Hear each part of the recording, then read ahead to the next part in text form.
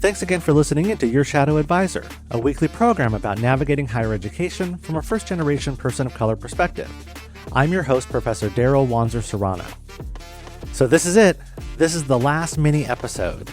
It is, if you'll permit my 80s nostalgia, the final countdown to the first official episode. It's the final countdown. So what's in store for the not-so-distant future?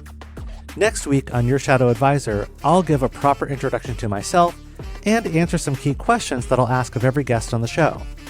I'll also talk in more detail about the hidden curriculum, something that I've addressed briefly in some of these mini episodes, but not really done a deep dive into.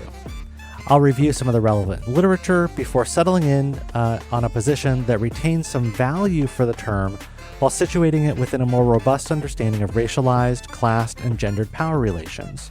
Because at the end of the day, #hidden curriculum is a useful shorthand, but no amount of knowledge can really break through the problematic structures embedded in higher education's racialized organization.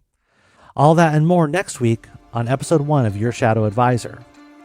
In the meantime, please remember that I'm seeking your feedback and questions. A few weeks ago, I asked you to send me questions that I can answer in future episodes. Please keep those coming.